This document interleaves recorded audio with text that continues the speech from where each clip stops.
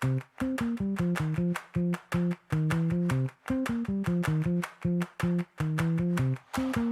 araw po. Ako po si Chef Jovin. Ngayon po ay gagawa tayo ng pilingat na isang version ng pinangat na sikat na pagkain dito po sa Bicol Region.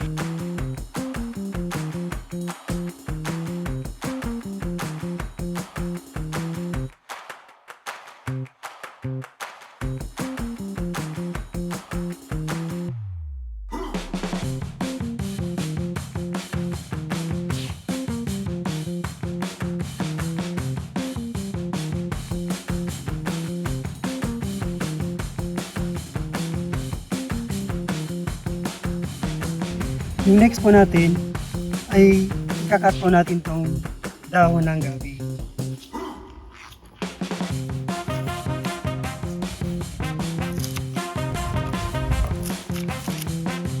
Kailangan po ganito lang siya kalalaki. Huwag naman po masyadong maliliit.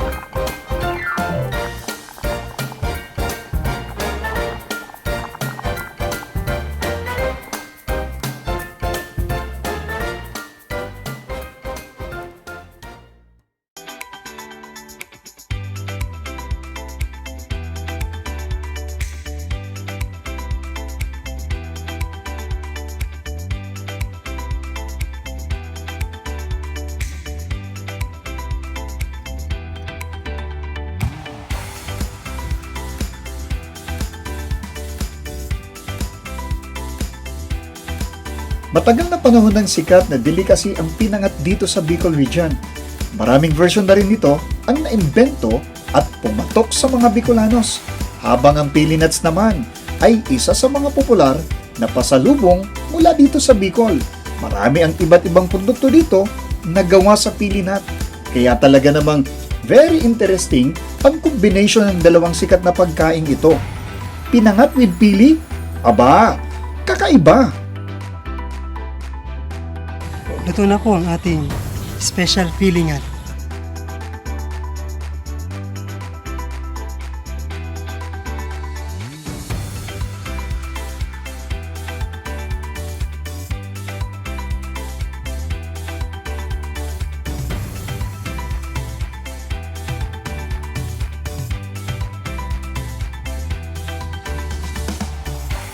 Must try!